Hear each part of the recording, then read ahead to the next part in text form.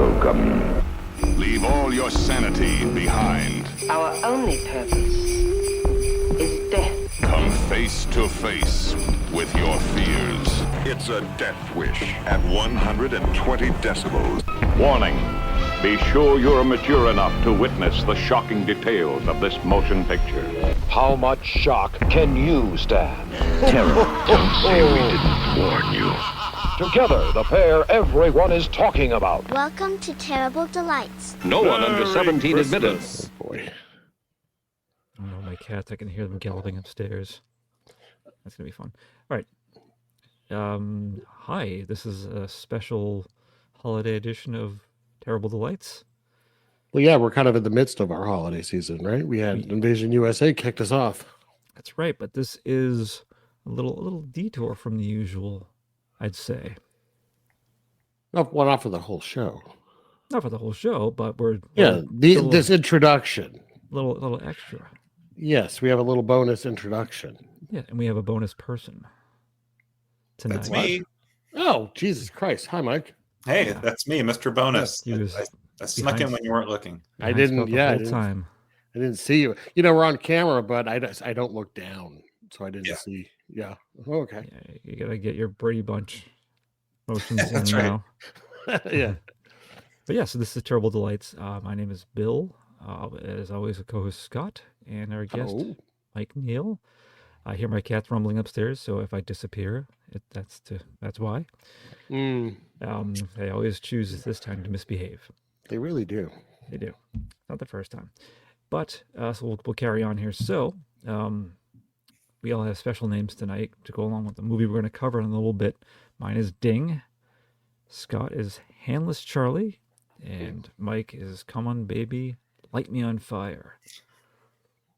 Yep.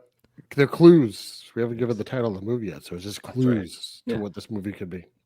So we'll get to that in a second. But part of the reason Mike is here is promoting a new special release of a film that he made. Is it a Christmas film? I think so. Mike, what is it? Infinite Santa 8000.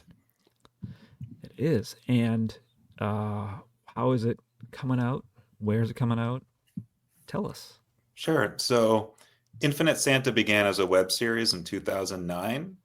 I started it with the person I'd made Drive-In Horror Show with, which is a horror anthology I made in the late 2000s.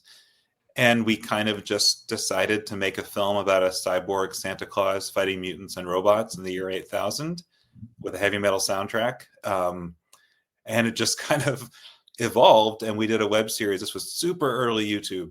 So, it wasn't really monetized in the same way. We just kind of did a weekly web series. And after we're done, we're like, that was fun. Let's do a movie, and let's do it bigger and more ambitious and crazier, and decide to do techniques we've never done or haven't proved. But screw it. We're going to write in a jetpack and hand-to-hand combat and all that.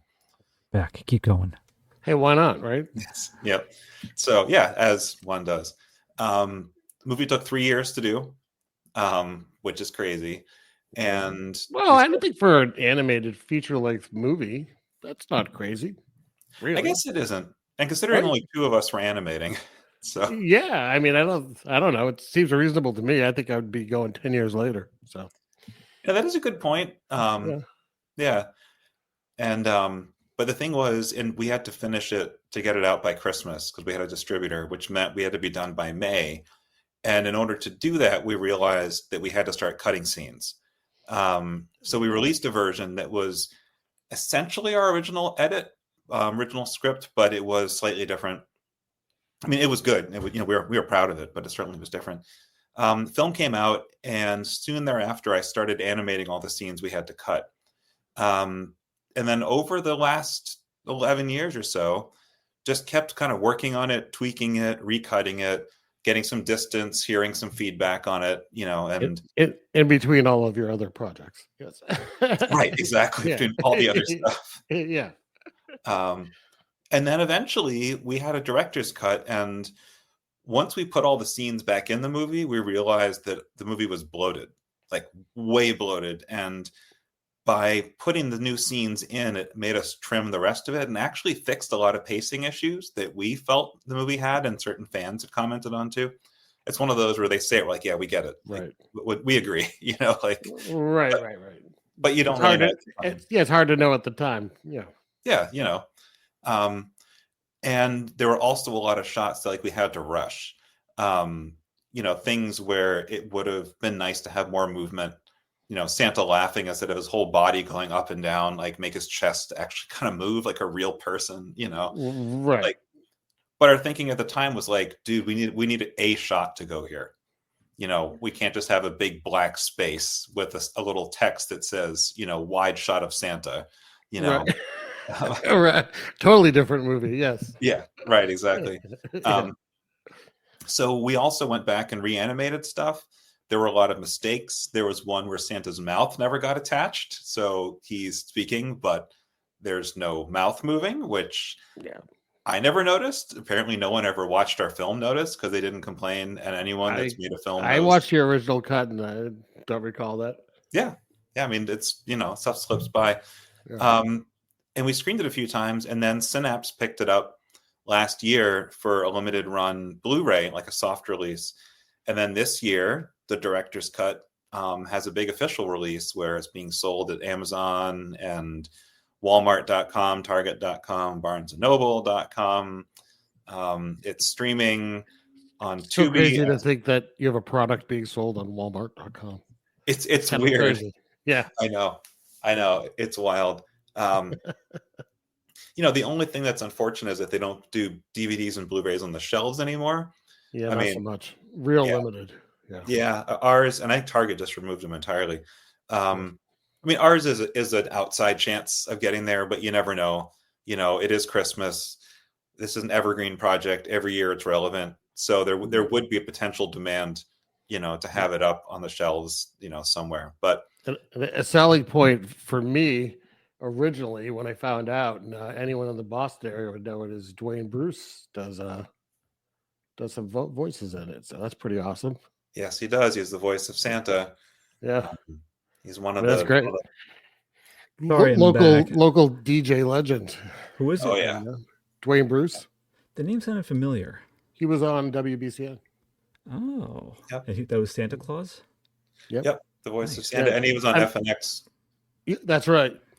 That's right. He on FNX at night. He was like the sound of my teenage years when I was going to bed. Because he did an overnight, and he would play stuff that you couldn't play. Like he would get away with playing stuff because it was like 2 a.m.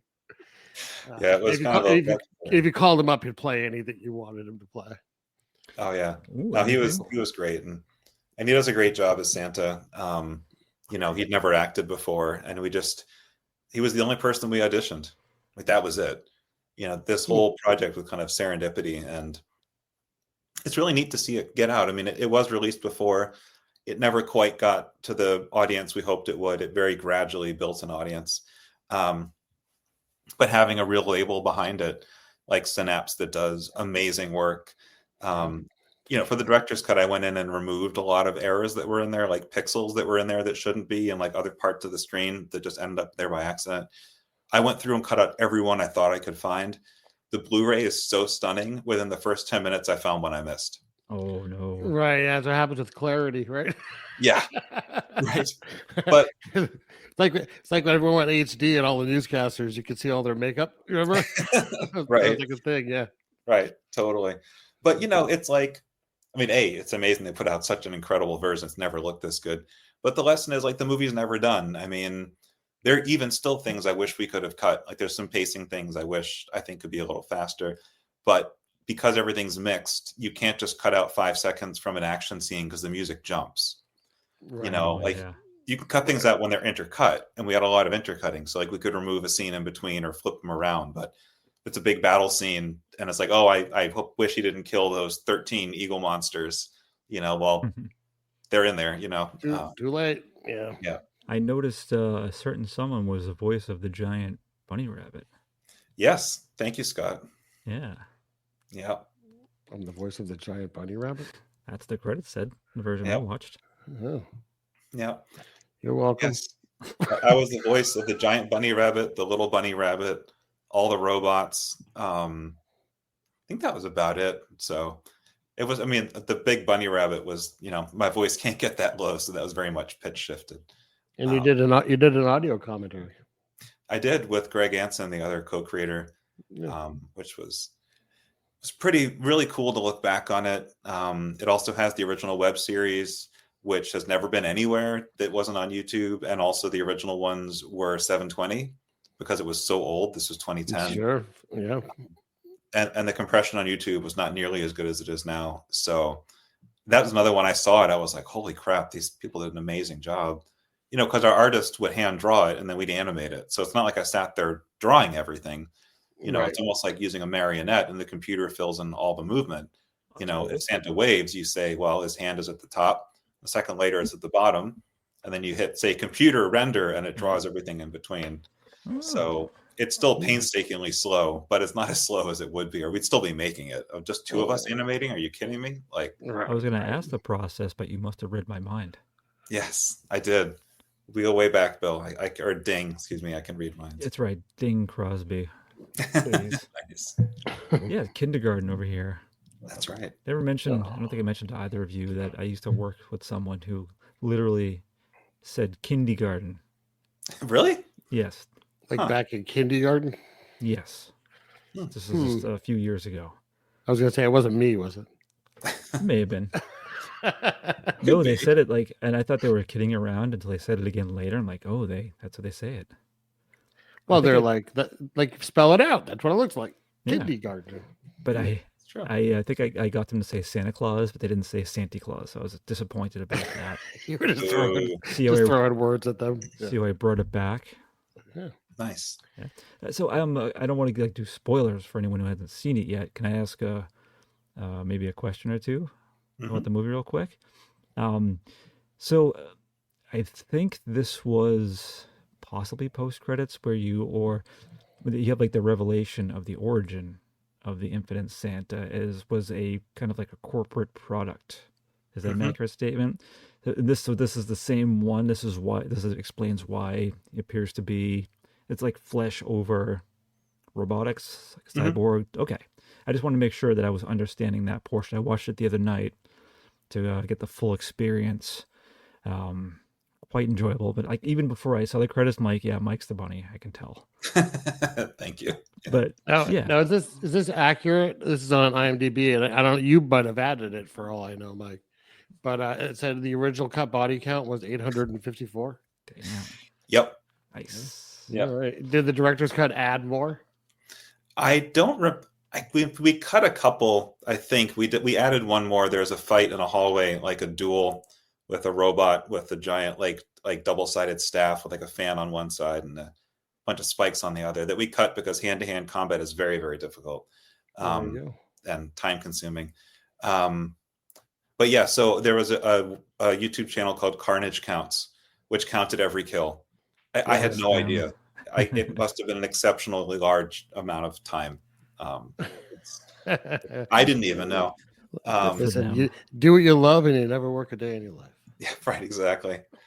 But yeah, Bill, to answer your question, yes, the little post-credit thing is actually, it's prequel that goes back to when, I think it's 3044, I think it's 3044, when Santa was built. And so we've done now the film and the web series. There's only so many times you can have like depressed, killer beat up Santa Claus. Well, not like depressed, but like beaten up Santa Claus fighting people in the post-apocalypse.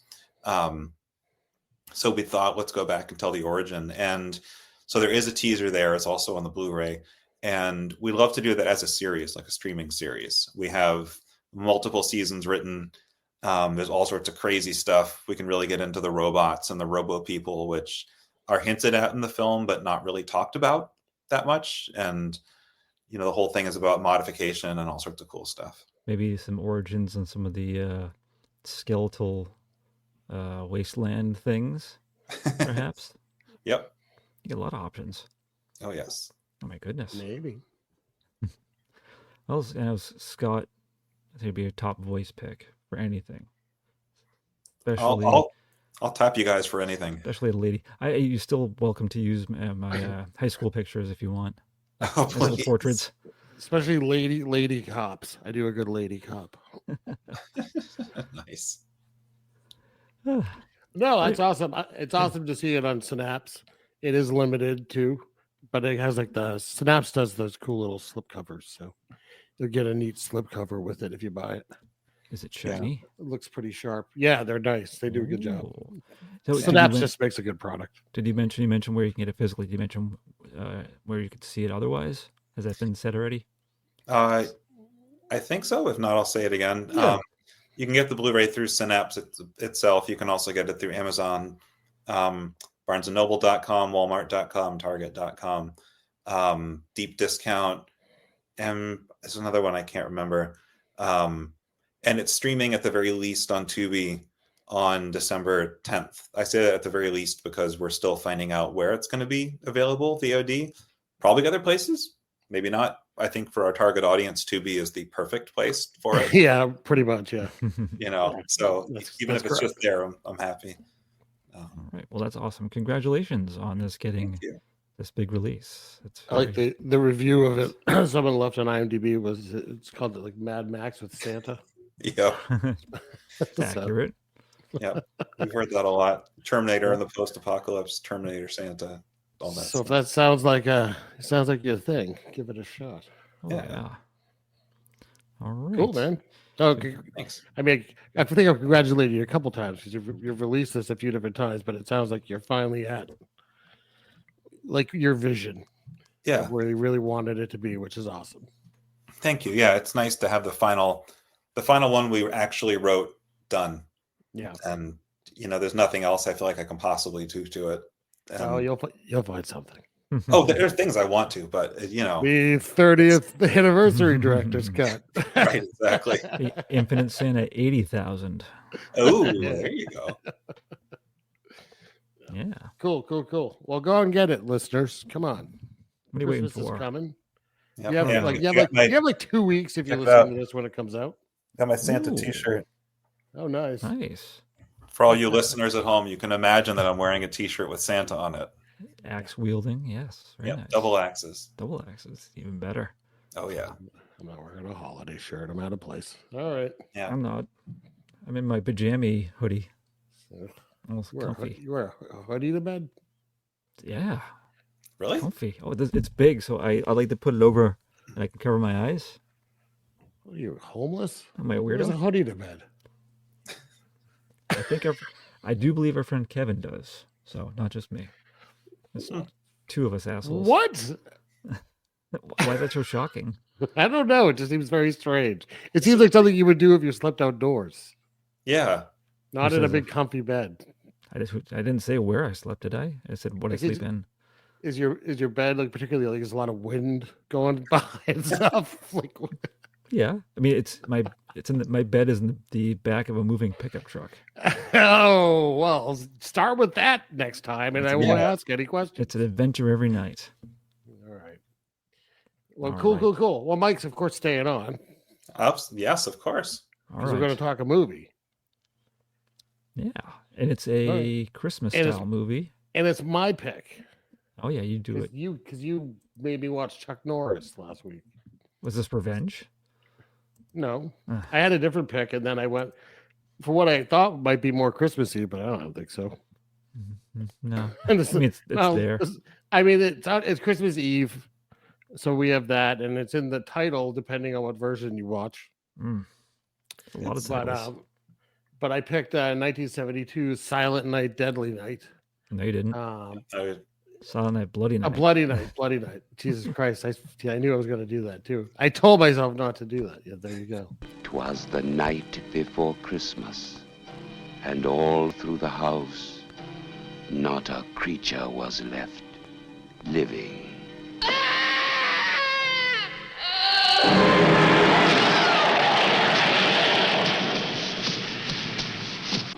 His hands.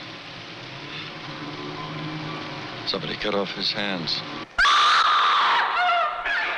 Silent Night, Bloody Night, starring Patrick O'Neill and Astrid Heron. Yeah, Butler wasn't kidding. Nobody's lived here for years. Don't laugh at me. I want your ID. Some maniac escaped from Margaretville.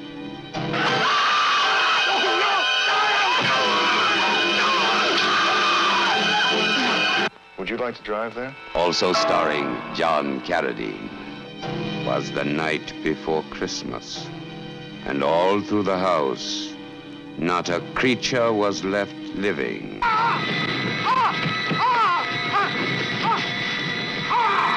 Silent night. Bloody night. It's also called what? Death House. Death House. Yep. I also have Night of the Dark Full Moon. Yeah, Night of the Dark Full Moon, which is a fucking title. That's a lot of words. Yeah. I also saw Silent Night, Evil Night. All right. Better, but Bloody Night. Yeah, it's an early slasher. It's mildly bloody. So it's like it's a 72 slasher, so it's slow. Mm-hmm. It's wordy. Co-produced by Lloyd Kaufman. I didn't see pretty that. Exciting. And it's a canon movie. Oh, yeah, look at that. No, yeah, was this the first one, I believe? Yeah, first, yes. This was the first canon? Mm-hmm. Wow, they really started off with the... I mean, I read that this was potentially like really what kickstarted slasher, because it was filmed in the 70s, so it didn't get released until 72, but... That's right. Yeah, because the main actor was dead pretty much by the time this came out. Yeah, I'm disappointed going by the poster I'm looking that the killer did not have a house for the upper half of their head and face. Yeah, I know. It is a little misleading. It also just has like a floating candle in between his arms. Like so much could have happened in this movie, and they just gone by the poster. Yeah, that's. But yeah, I was really curious. I'd never seen it before. Had either of you seen it? Nope. You hadn't, Bill. You said, Mike, had you seen it? No, and I'm a big connoisseur of anything remotely Christmas horror, and this is.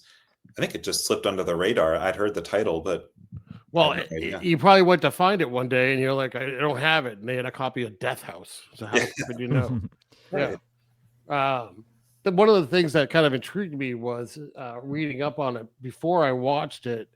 Was seeing that there were a couple of guest spots in it with Ondine and Candy Darling, Jack Smith. Yeah, Jack Smith. The film he did a movie called Flaming Creatures, which is amazing, back in the 60s. But just like avant-garde New York cinema people starring in this is kind of weird. It was very strange to see Candy Darling in black and white for like 5 minutes. It was very, very strange. But cool. But it made the movie feel like this movie has an art house movie feel to it. Mm-hmm.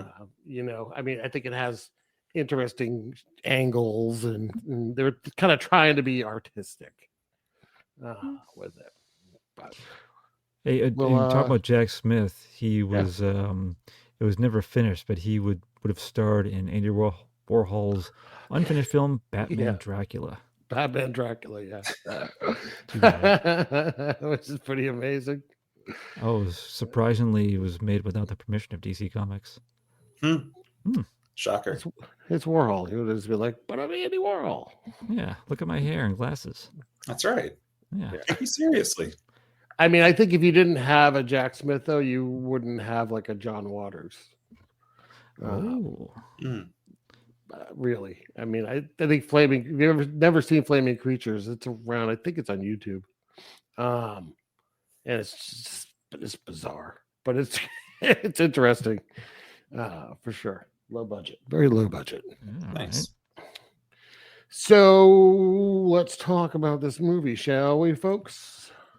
Yes, please. So, all right. So we have who's the main woman? Is Diane.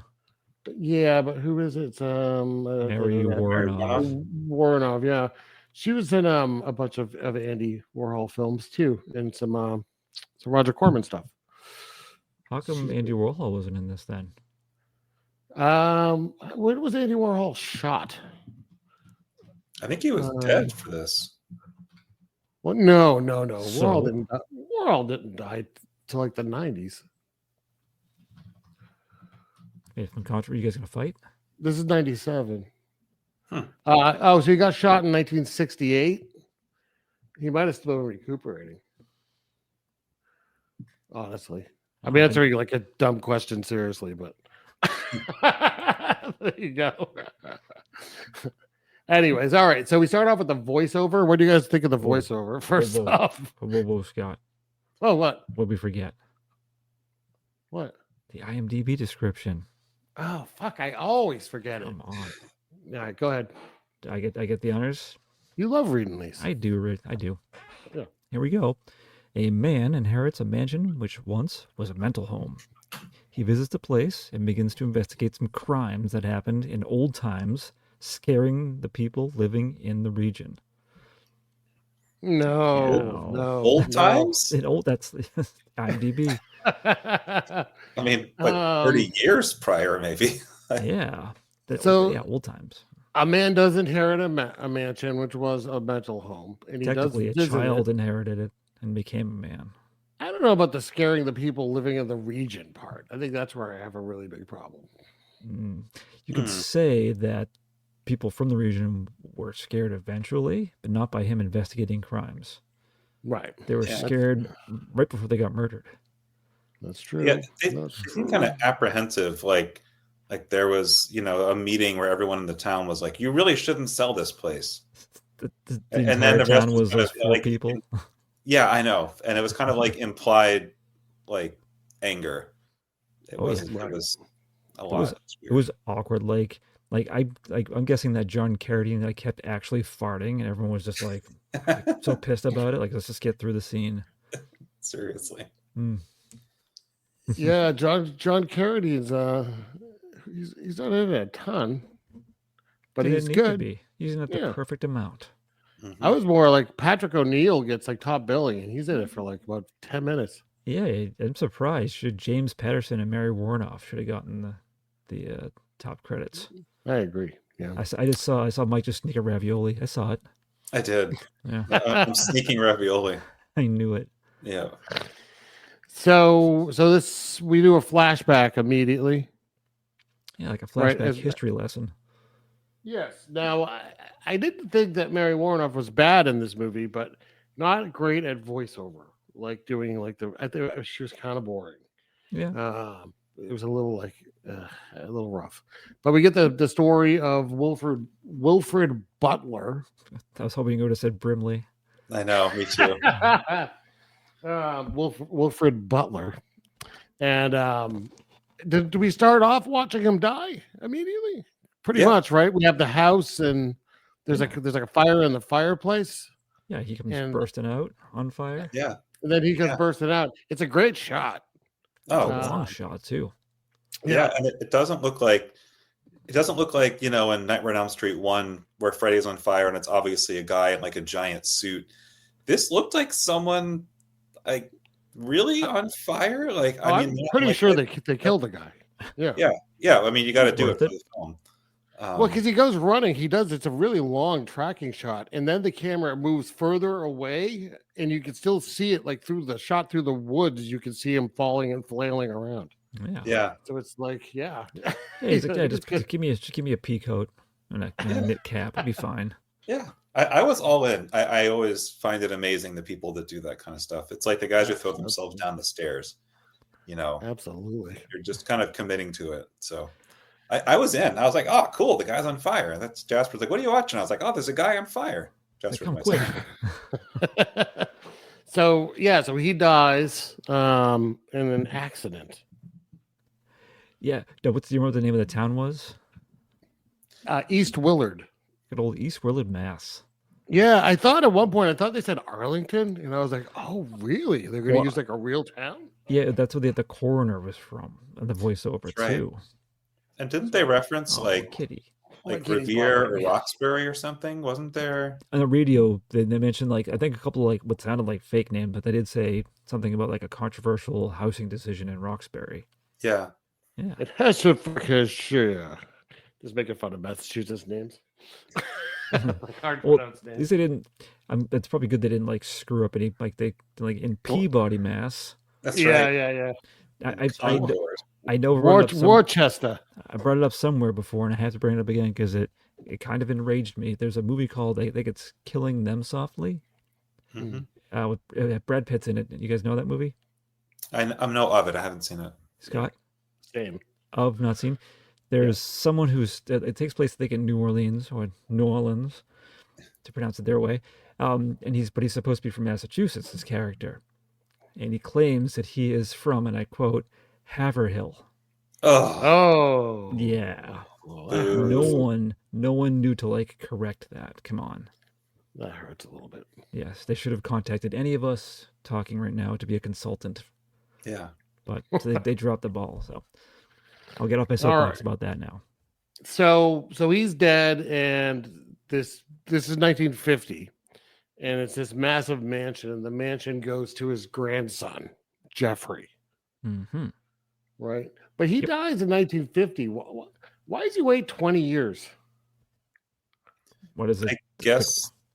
Like, what happens in these 20 years? They let it run down, but like, why didn't anyone sell it in the past 20 years? It was a stipulation; it had to stay exactly the same. They mentioned that. Right, but he can sell it because it was 20 years later now. We're 1970, and you have the lawyer shows up, and he's going to try to help sell the house. So I'm saying, why did they wait 20 years? Well, he probably had to wait some time because he was a child when he inherited it. He was not. He looked like he was 40 years old. Well, maybe he couldn't get his real estate license for a long time. Oh, test. All right. See, now, Bill, why don't you make sense like this? I'm sorry. Yeah. I was too distracted by his scarf, the lawyer's scarf. Yeah, that was great. I actually like the scarf. Yeah. So the lawyer's name is John Carter, which made me laugh a little bit. And I think of John Carter and Mars. So John Carter shows up he's on Christmas Eve. They're gonna make a deal on Christmas Eve somehow. Yeah. Right, why not? Feels like bad timing. He's there, and he has his little assistant there, Ingrid. Yeah, quote unquote assistant. Yeah.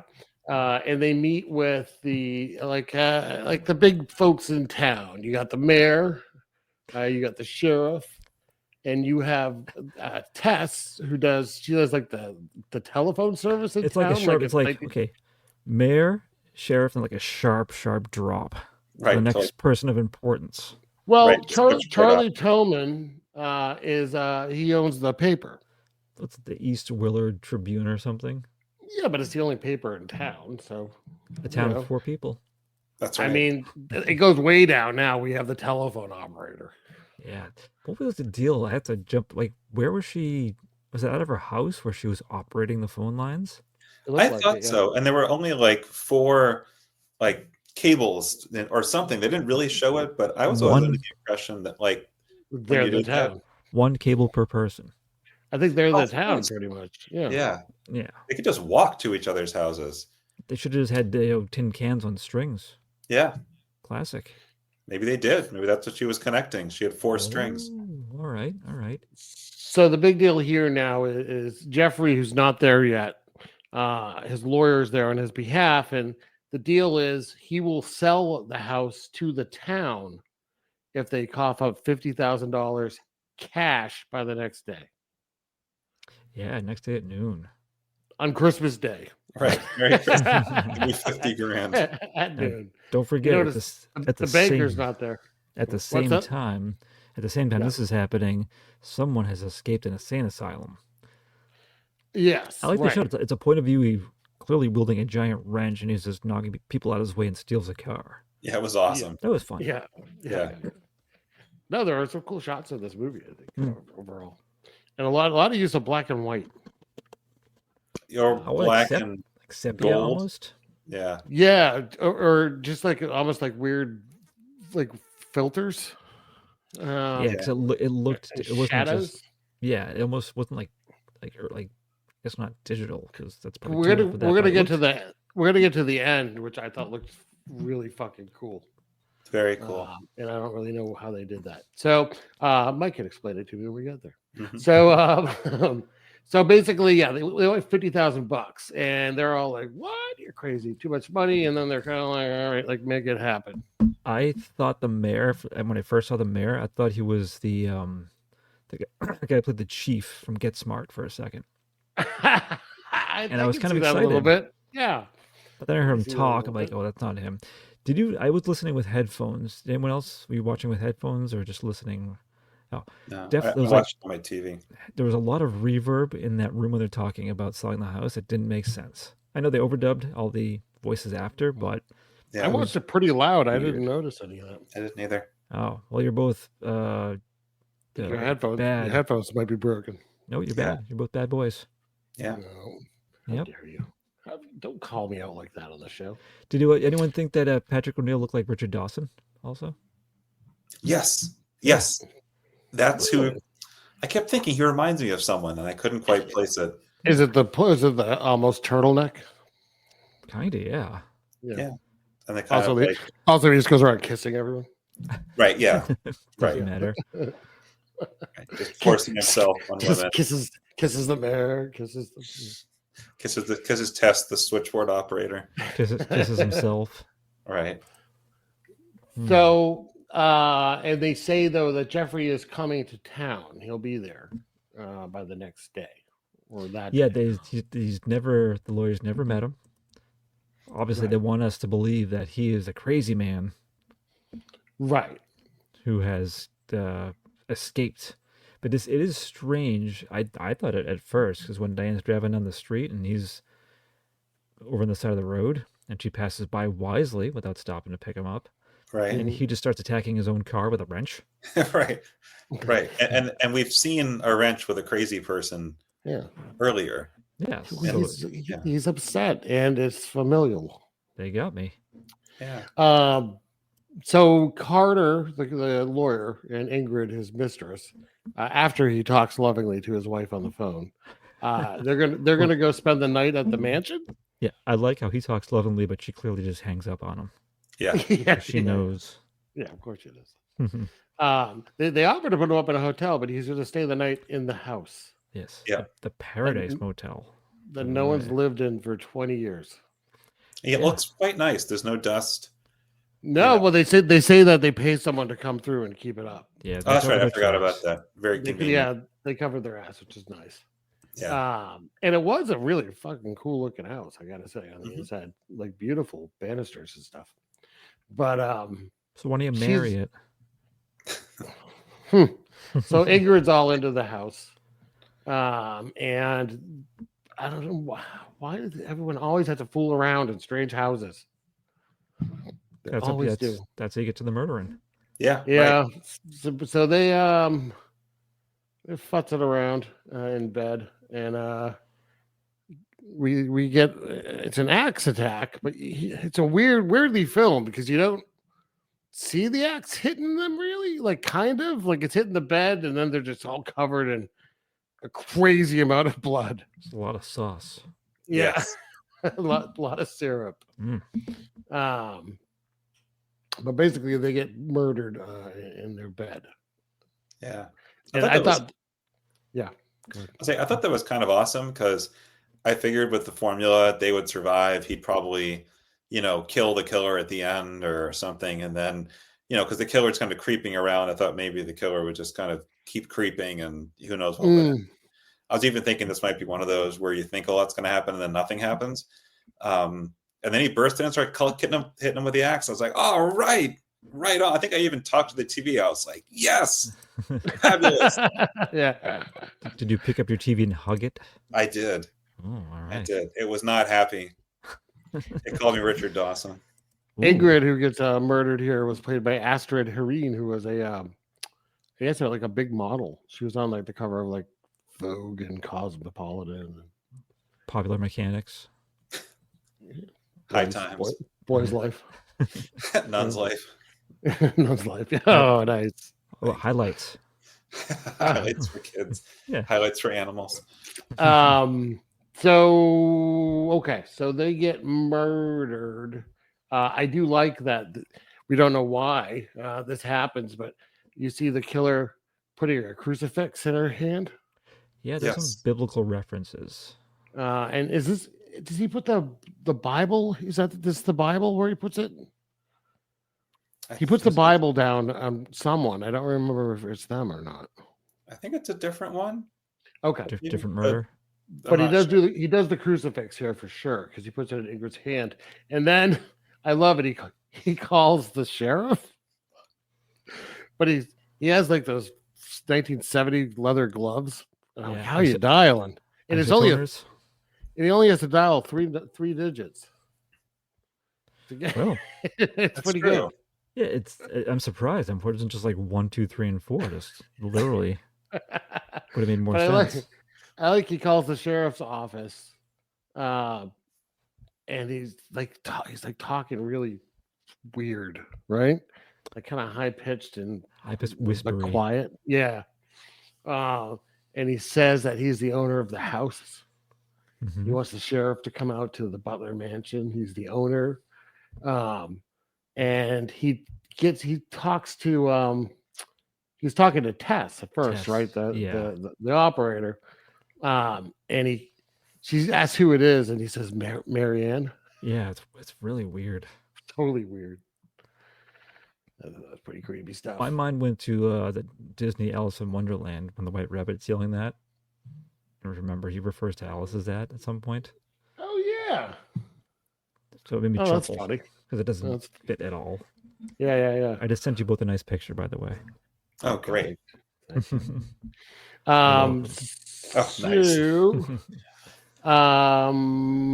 Where are we at? So now it's nighttime, and Jeffrey's hit town, right? He has. Let's see here. I'm looking at. I got some notes here. We forgot to mention how when Marianne gets to the house, how she kills a dog too.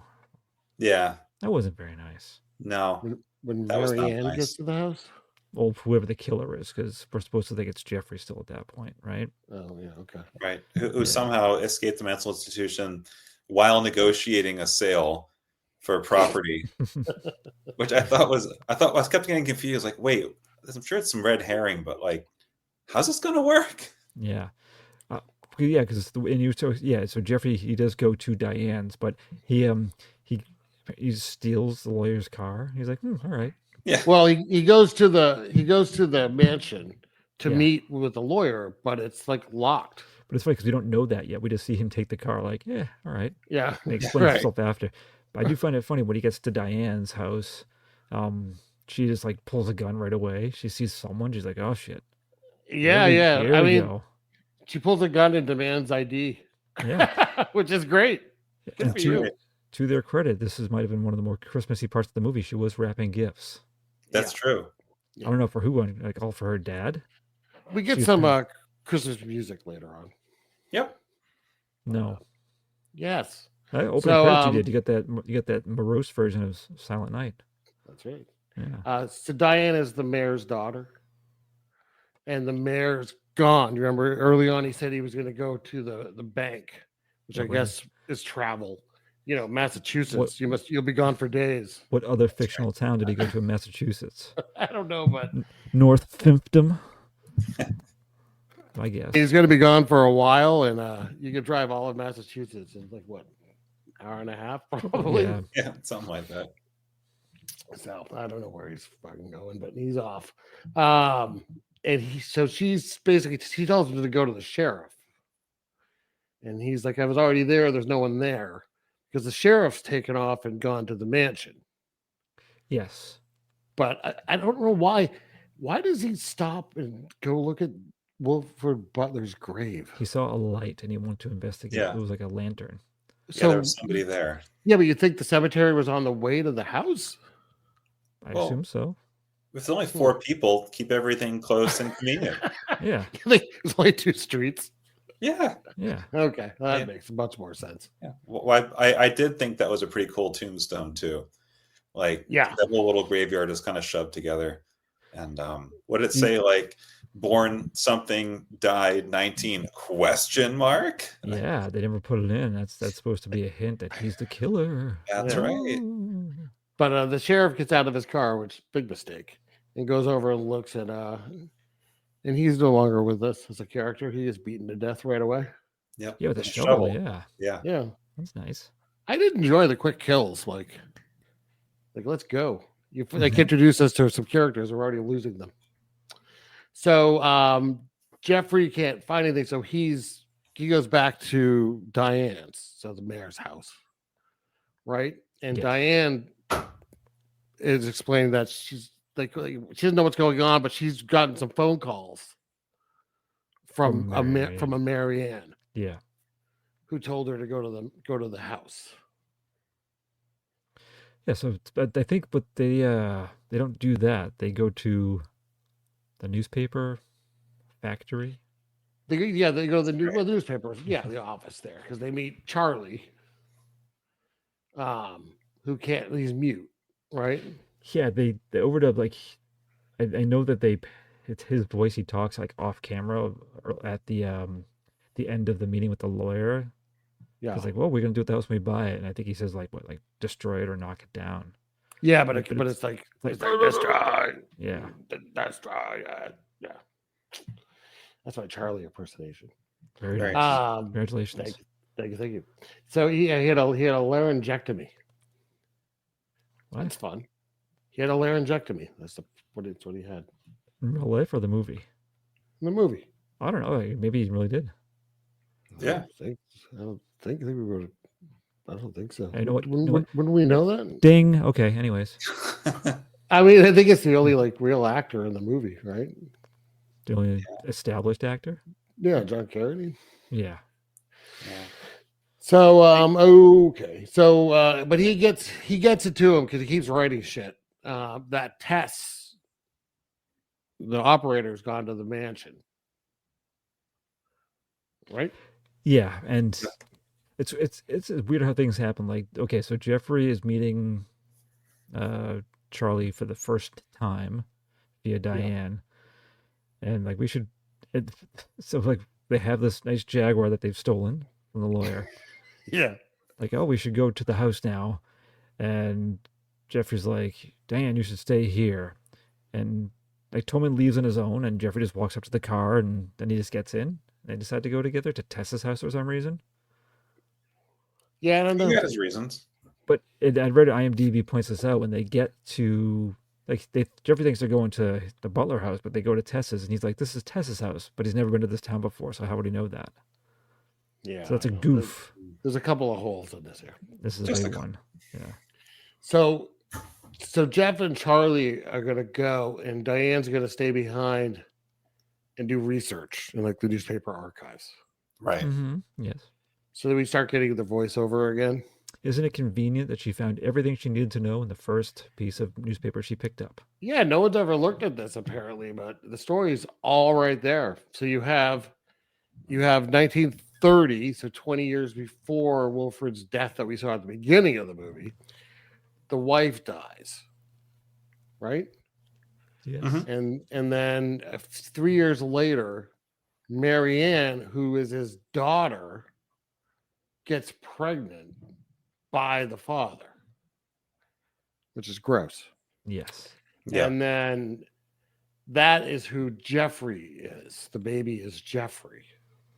And Jeffrey they sent him to California, which I guess you could do to babies back then if you didn't want them, to send them to California. In the 30s? They probably took some brown packing paper and like white string. Put them in the mailbox. A little bubble just like you were wrapping up some meat from the deli. Yeah. Yeah. Just as the postal driver drove by, you just put it on the back of their car. It's just like in the cartoons. Yeah, that's right. Yeah, stork picks it.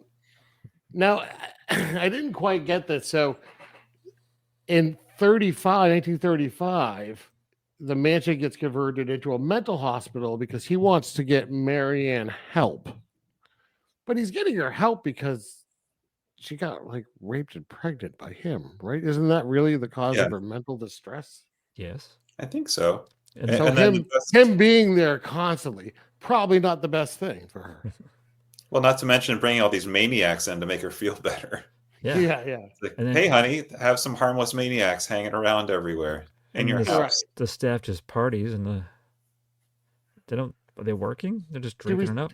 Is this the part where we see that staff in the flashback? No, not quite Is yet. that- I think that's that's when a little Jeffrey later, right? he finds the diary later on. Yes. Okay. All right. And then that's kind of the end of the story. We don't really learn much else from there, but that's quite a bit, right? Now we know who Marianne is. Mm-hmm. And we know that Wilfred's not so nice. Good for him for being on fire. Fuck that guy. Yeah, right. Or so we think. So we think.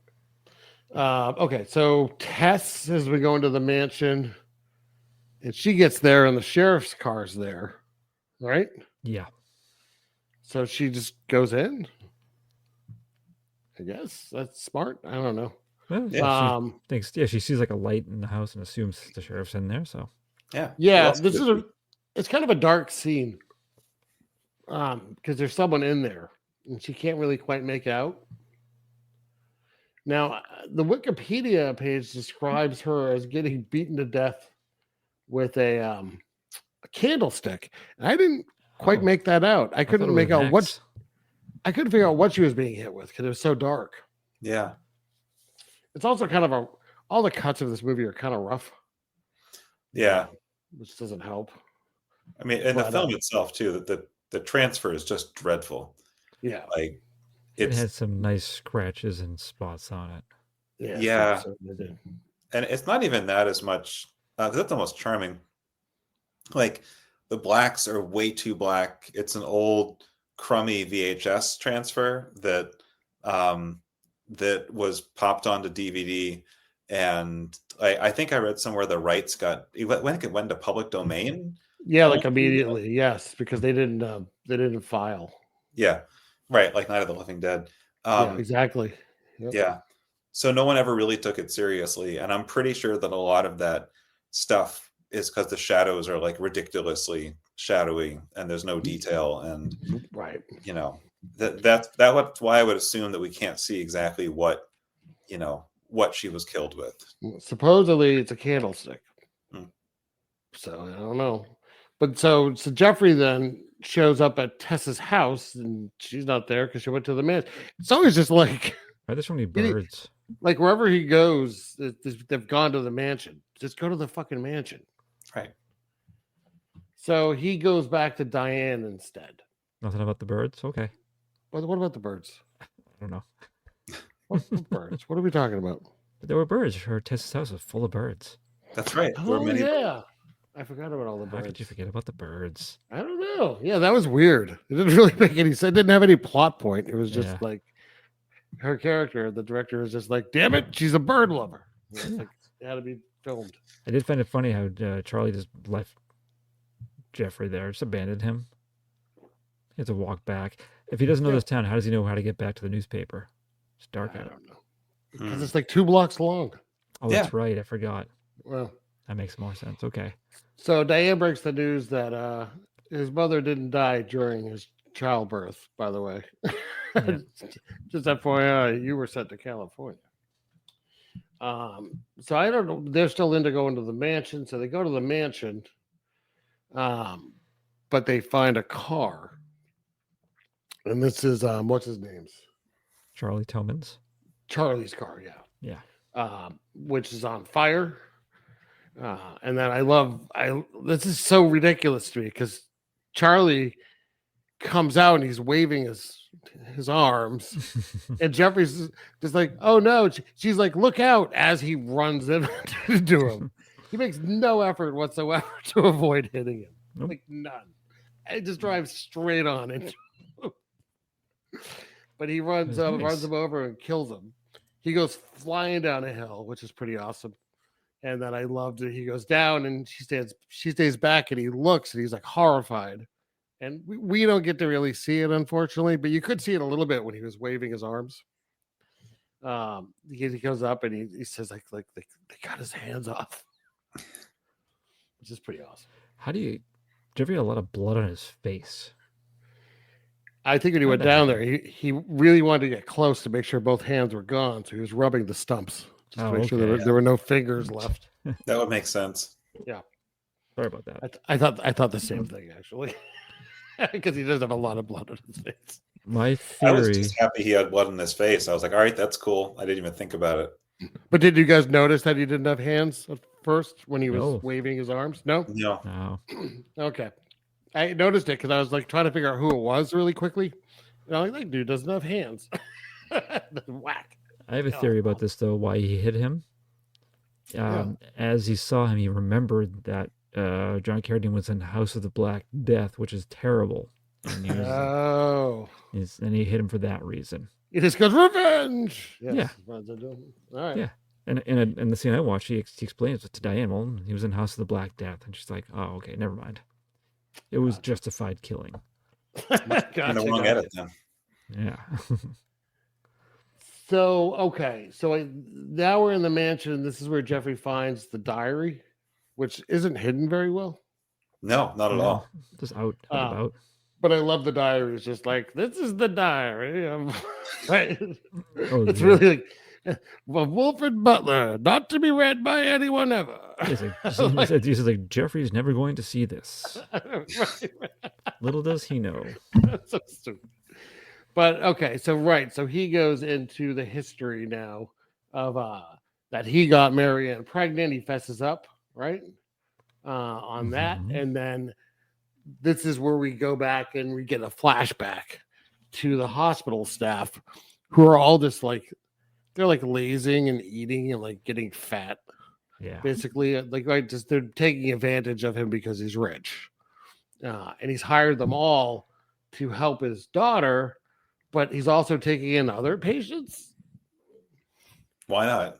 More than yeah, I guess, yeah. But they're not very good. They're like mistreating the patients. But I like they're all just like sitting there, like, like feeding each other treats, basically. Yeah, there's some like semi close-ups of mouths, like nom nom nom.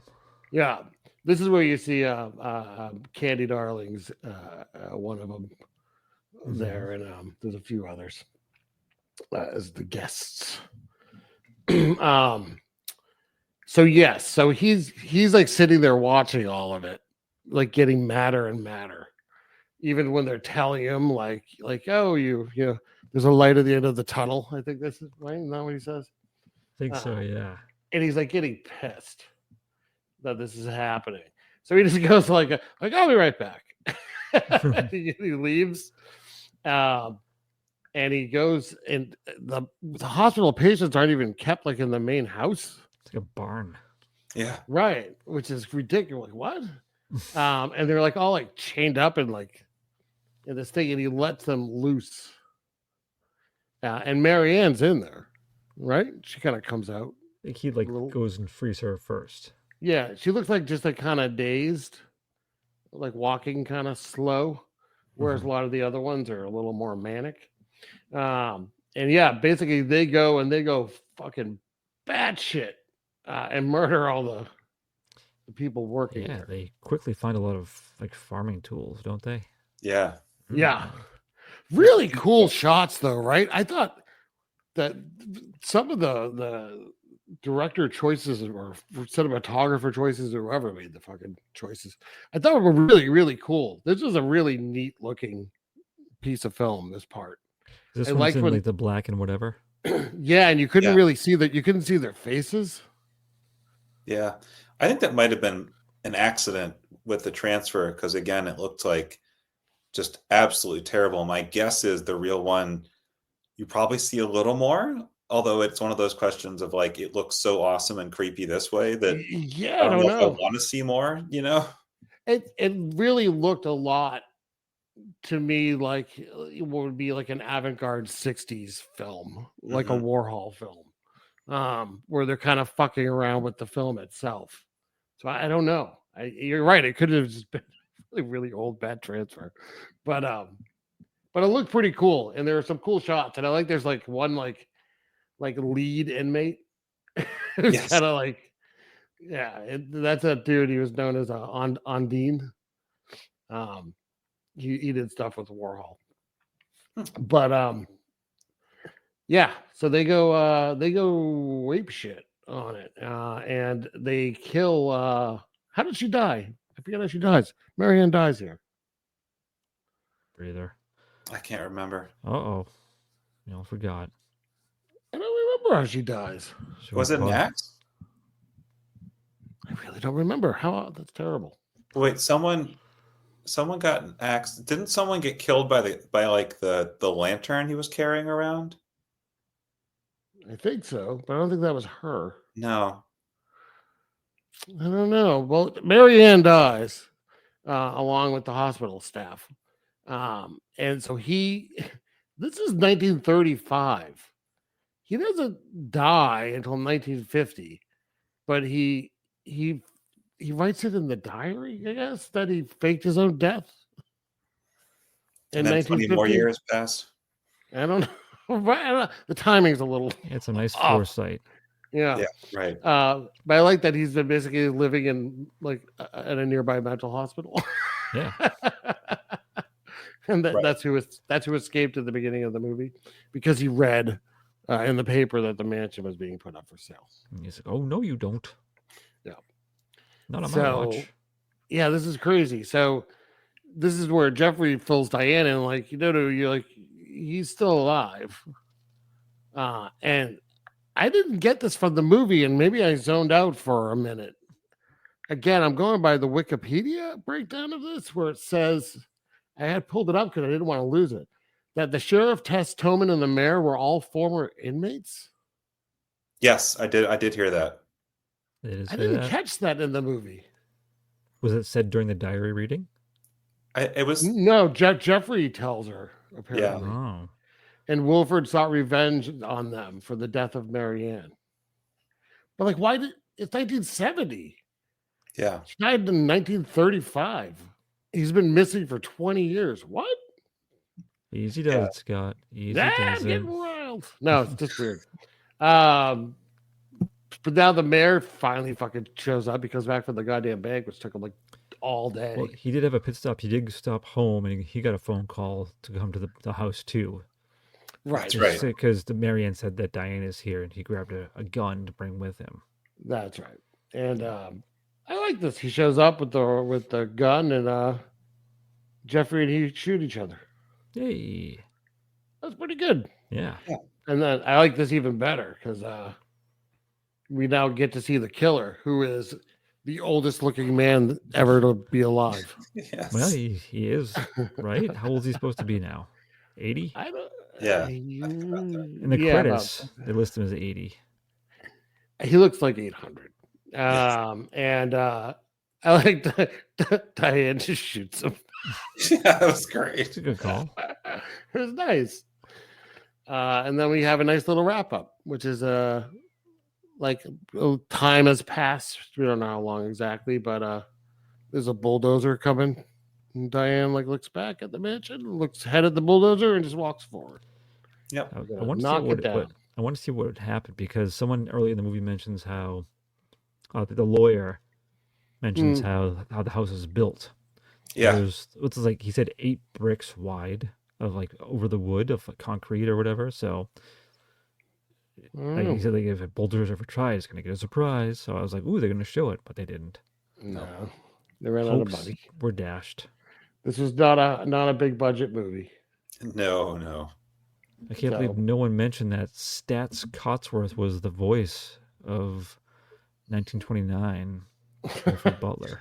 So this is a $295,000 movie, and I thought this was pretty cool. They got the television rights to it were bought for $300,000. Yeah, CBS. Wow. CBS bought it. Yeah, that's pretty cool. They made their money back just from that. Yeah, that's awesome. Good for them. That was kind of nice. It is. I don't know if it's. I guess it's positively reviewed generally. Everyone agrees that it's slow. Yeah, it was. It's very slow. I had to struggle to stay awake a few times. I think it's. I mean, that's horror movies in 1970. They're generally pretty slow. It was adapted into a play for a one night only production. Why one night? I would have watched that. I would have watched it, but that seems like a lot of effort for one night only. Yeah. And there's a sequel. It also is a prequel and a sequel, right? There's a remake. Oh, remake. Excuse me. Called Silent Night, Bloody Night: The Homecoming. Right. That, and then there's a sequel for 2015, Silent Night, Bloody Night 2 Revival. Sounds kind of goofy. Yeah. I don't think I'll be watching that one. But it anyways, features the Legend of Black Peter. Yeah, good. So that's I mean, there are some interesting folks in this movie for sure. I think it had some it tried to be kind of cool looking. And it lacked blood after that first kill.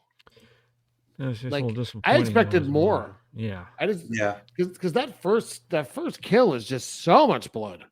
It's like they accidentally spilled the entire blood supply for the movie in the first scene. It was good looking blood too. Yeah, it's crazy to me. And a bummer, I like bringing everyone down, is the main guy who played Jeffrey. I don't know if he died before the movie actually came out, but same year. I think it was after. I think it was before it came out. Yeah, which I guess I'm used to seeing people in chemo now, but I never would have guessed that. Died of cancer. Yeah, it's a real bummer. And then Candy Darling as well, who guessed in this, she was dead within like another year. Jeez. Or so. She had died of like lymphoma or something. Jeez. Yeah, it's crazy. It's crazy. Mary Wardoff's still alive. Yeah, 80 years old. She's 80 years old. Nice. Diane. She's doing fine. So let's rate this thing. What do you say, boys? Let's let our guest give numerical representation of his feelings. Sure. So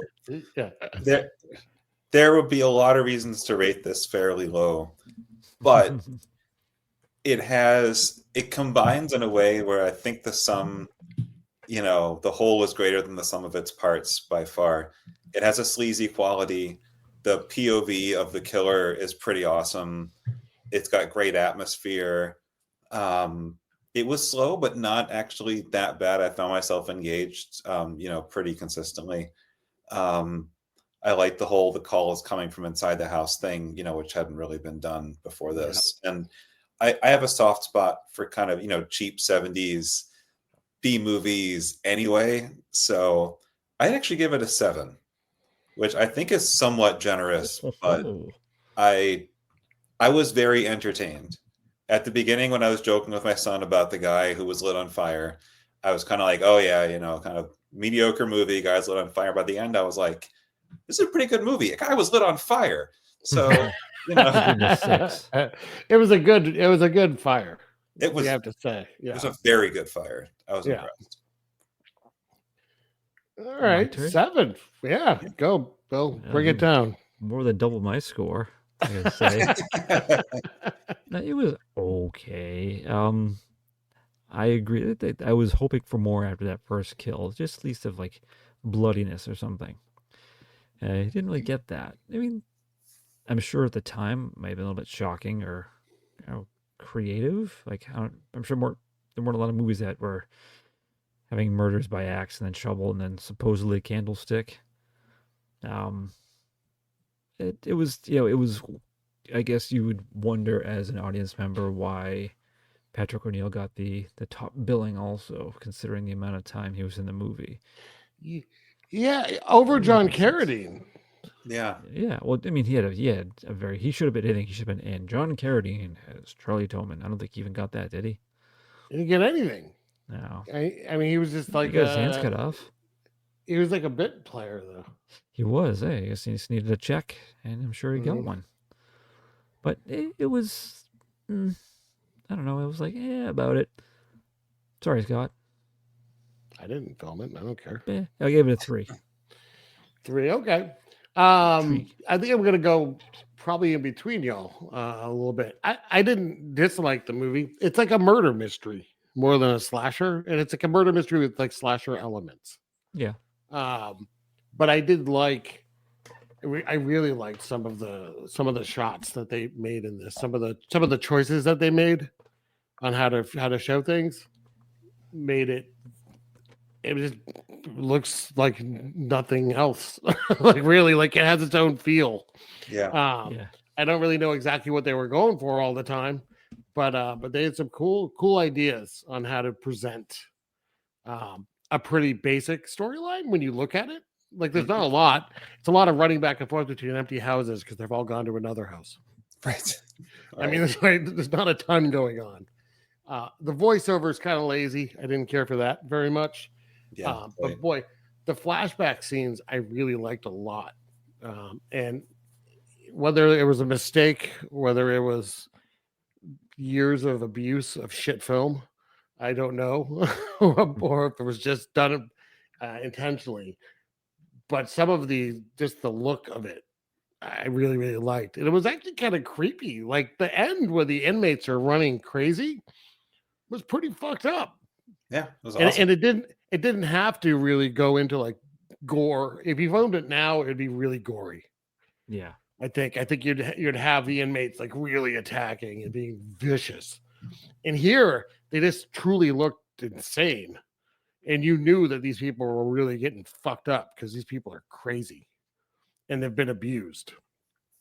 I don't know. I thought they did a good job of presenting that. So they kind of ended the movie on a high note for me. Mhm. I'm going to give it a 5.5. I wish it was a little more Christmassy. So our first two movies for the Christmas season so far this year, they're not so Christmassy. Christmas adjacent. Yeah, I think our next two for the rest of December will make up for it a little bit. Better. I mean, nothing's going to top Christmas Evil. Christmas Evil is awesome. Yeah, I mean, we did last year. We did Black Christmas, Christmas Evil, and what was our third? There was only 3 last year, weren't there? Yeah, right. What was the third? Oh, Silent Night, Deadly Night. Oh, right. Yes, we did like the Trinity. Yeah, those are classics. We blew that load last year. Yeah. So this year we're a little more stuck. But what's your pick for next week? Oh, right, that. It is going to be Don't Open Till Christmas, 1984 British horror. Right, okay. You familiar with that, Mike? Okay. I've seen it. Yep, and great poster. Yes. And VHS cover. I remember the VHS cover as a kid, going to movies on video and not being able to rent it and staring at it because it looked so cool. Wanting it. Ooh. Yes. Man, they wish you had just stolen all these posters when you were a kid. Think of how many cool posters you'd have. They're so good. And like cardboard stand-ups. That's right. Yeah. But anyways, that will be next time on Terrible Delights. Mike, thanks for coming on. Yes, and I hope your Blu-ray of Infinite Santa 8000 on Synapse does very, very well. And we will look for your movie on Tubi on December 10th. Possibly other places, but Tubi for sure. Absolutely. In time for Christmas. What more could you want? Yeah. Watch it for free on probably the best streaming service out there right now. Yeah. Oh, no doubt, especially for weird crap like mine. And then buy it for all your family members. You can watch that and then watch one of my favorite movies, Angel, which is on there. So there you go. Oh, okay. Double feature. I'm giving it a free. While we're giving plugs out, I figured I'd plug an old movie. Yeah, why not? Yeah, that's it. I guess we did it. We did it, fellas. Woo! We'll see y'all in a week. Goodbye. Talk to you later. Bye.